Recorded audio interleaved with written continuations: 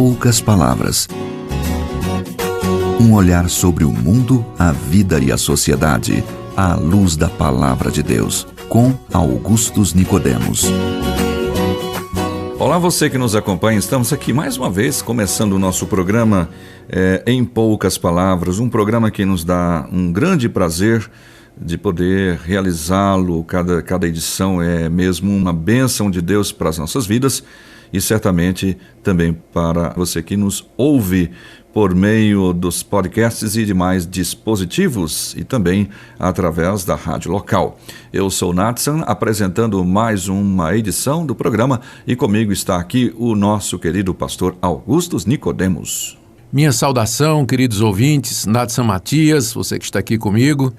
Eu quero dizer da nossa alegria e da nossa gratidão a Deus por poder produzir esse programa que nós sabemos tem alcançado muita gente, mas muita gente mesmo. Aqui no Brasil, no exterior também, de todo lugar a gente recebe notícia, recebe informação, mensagem de pessoas dizendo que têm sido alcançadas, tocadas, abençoadas pelo programa. Queremos agradecer a sua audiência e dar toda a glória a Deus, a quem nós desejamos servir através desse ministério.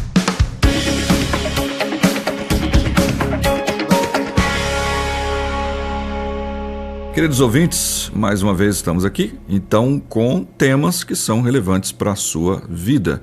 E hoje a gente vai falar um pouquinho sobre a vitória sobre o pecado.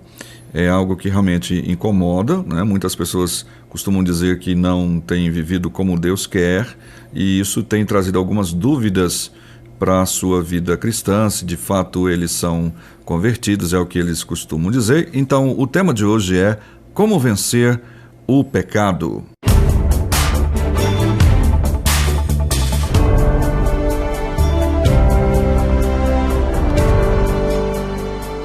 Pastor Augustus, nós vamos tomar então um dos e-mails, pelo menos um ou dois, que nos ajudam nesse sentido. São ouvintes que têm essa questão da Sim. vitória sobre o pecado. Um deles é o Anderson Felipe dos Santos. Ele diz que gostaria primeiro de agradecer pelo ótimo programa, pelos ensinamentos do pastor Augustus. Ele é de Cascavel, Paraná, e acompanha o programa via YouTube.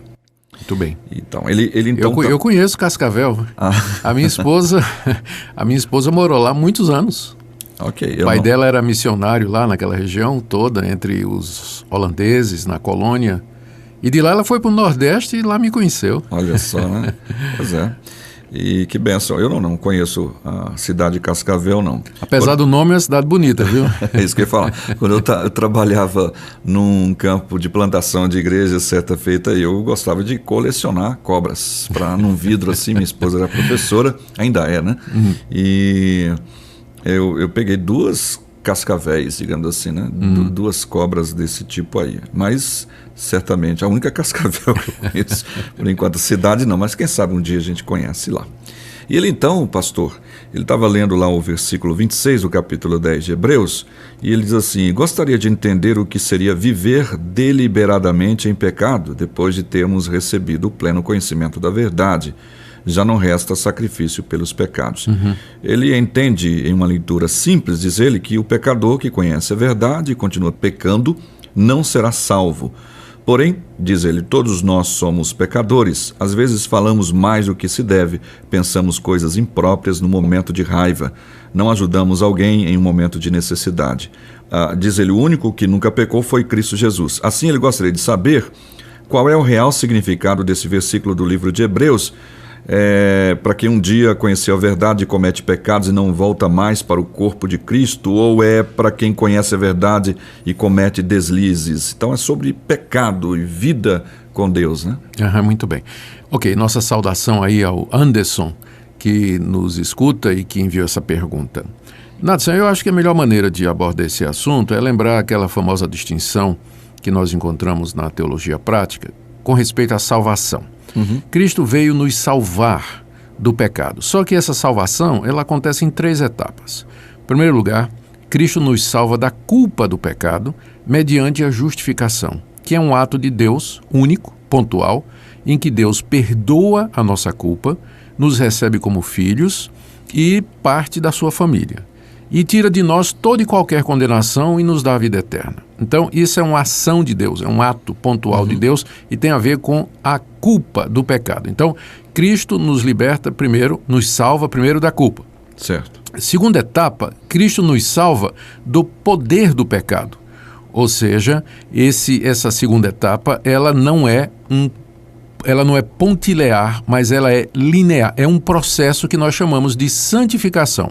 A primeira etapa é a justificação. A segunda é a santificação. Nessa etapa, que dura aqui toda a nossa vida e que vem depois da justificação, pelo Espírito Santo e os meios de graça, Cristo conquista e controla as paixões do nosso coração nesse processo que nós vamos experimentar a vida toda. Esse processo é imperfeito, é incompleto, e isso significa que mesmo pessoas justificadas, primeira etapa, elas estão sendo agora salvas do domínio do pecado e do poder do pecado, que é um processo, tá? E a terceira etapa é quando Cristo vai nos livrar da presença do pecado em nós, que nós chamamos de glorificação, que se dará por ocasião da ressurreição dos mortos na segunda vinda de Cristo. Aí nós teremos corpos perfeitos, onde não há mais pecado e, portanto, não mais possibilidade de pecar. Então, às vezes, as pessoas não compreendem isso e pensam que o fato de termos sido perdoados, primeira etapa, significa que já estamos na terceira etapa, completamente livres do pecado. Não. Exato. Antes de entrarmos num estado de perfeição, ausência de pecado no nosso coração, que será a ressurreição dos mortos, existe esse processo, essa parte intermediária da santificação, que é o tempo em que nós estamos aqui nesse mundo. Aqui chamam até de já, ainda não. Exatamente. Já estamos salvos, não é? Mas já estamos salvos da culpa, já estamos perdoados por Deus, mas ainda não do poder do pecado e ainda não da presença do pecado. São etapas a se cumprir ainda. Então, é bom lembrar disso aí. Agora, vamos voltar para a pergunta dele aqui, que ele queria saber o que é que Hebreus 10, 26 está dizendo. Eu vou ler aqui, ó. Lá diz assim: se vivermos deliberadamente em pecado, depois de termos recebido pleno conhecimento da verdade, já não resta sacrifício pelos pecados. O pecado a que o autor de Hebreus se refere aqui é o pecado da apostasia, Natsan, que é o pecado na carta aos Hebreus. Aqueles cristãos, judeus, né, os hebreus, eles estavam sendo tentados a negar a fé em Jesus Cristo e voltar atrás. Blasfemar contra Jesus Cristo e voltar atrás. E essa atitude, né, é o pecado sem perdão, é a blasfêmia contra o Espírito Santo, é o mesmo pecado que é referido lá em Hebreus capítulo 6. Ou seja, uma vez que a pessoa conheceu a verdade, deliberadamente ela renega Jesus Cristo, amaldiçoa Jesus Cristo, ela volta atrás, é aquilo que Jesus disse lá no Evangelho, né, aos fariseus, quando disseram que ele, Jesus, estava fazendo os milagres pelo poder de Satanás. Jesus disse: isso aí é blasfêmia contra o Espírito Santo, né? É o pecado sem perdão. Então, esse é o pecado que não tem perdão. É a apostasia final, é definitiva e, obviamente, ela não é cometida por um crente verdadeiro, né? O crente verdadeiro, ele nunca, no seu coração, vai se afastar definitivamente de Deus ou negar de forma fatal e radical a Jesus Cristo ou blasfemar contra ele. Ele pode, porque estamos no processo de santificação, eventualmente cair em algum pecado, mas nunca cometer aquele pecado que é o pecado para a morte. E aqui, Nathan, eu estou me lembrando da primeira carta de João, onde o apóstolo diz o seguinte aqui, no capítulo 3, eu vou ler aqui o verso 6. Todo aquele que permanece em Cristo não vive pecando. Todo aquele que vive pecando não viu nem o conheceu. E no verso 9 ele diz ainda: todo aquele que é nascido de Deus não vive na prática de pecado, pois o que permanece nele é a divina semente. Ora, esse não pode viver pecando porque é nascido de Deus. Como eu disse, a quem é nascido de Deus, aquele que conhece a Jesus Cristo, que foi justificado, ele não vai cometer aquele pecado para a morte, né? Aquele pecado para o qual não tem mais sacrifício ou perdão, que é o que Hebreus se refere, que é a apostasia.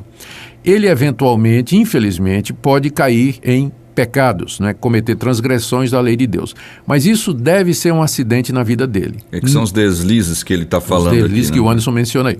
Mas isso não é o que caracteriza a vida dessa pessoa. Ou seja, um crente verdadeiro, ele não pode ser conhecido como um mentiroso, uma pessoa sem palavra, um imoral, um desonesto, um fofoqueiro, um maldizente, um beberrão, um roubador. não é? Porque ele não vive na prática do pecado. O pecado tem que ser acidente na vida do crente e não alguma coisa que o caracteriza, alguma coisa que o marca. Então, o crente está sempre lutando contra o pecado. E pelo Espírito Santo, ele deve vencer essa luta. Ele deve vencer a tentação, subjugar o pecado, conquistar as tentações. E se ele vier a ser derrotado, essa derrota é temporária, ela é um acidente e ele deve confessar os pecados a Deus, levantar-se e continuar a caminhada.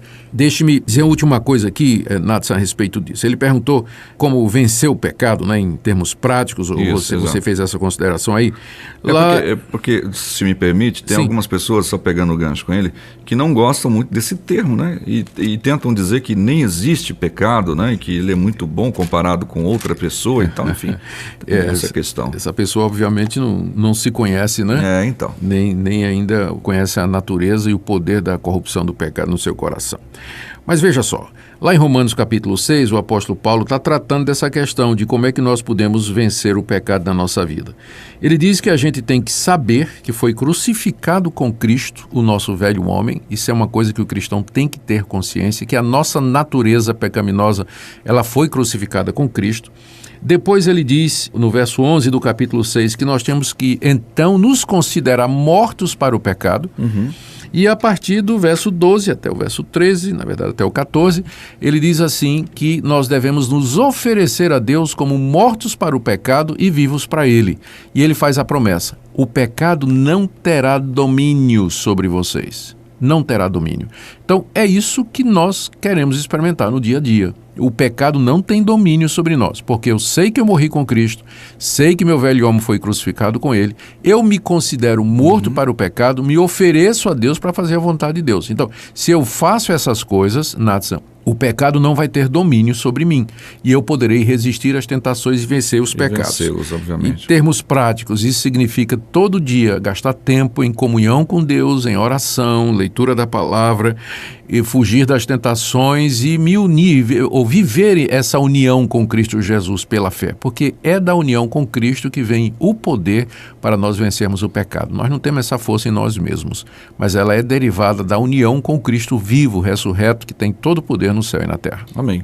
Tem muita gente que tenta vencer essa situação sem ter comunhão com Deus, o que vai ser extremamente complicado e difícil. Não vence não. Pois é. Vai perder todas. Preciso de estar unido a Cristo por meio da leitura da palavra e da comunhão com Ele.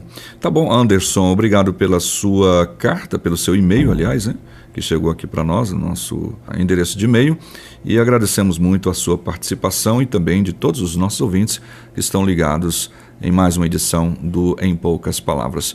Pastor, queremos agradecer também a Deus pelo livramento que Deus trouxe ao Senhor, à família também, à sua esposa, aliás, Sim. desse acidente. Muitos irmãos estavam preocupados e está ouvindo a voz do reverendo Augustus.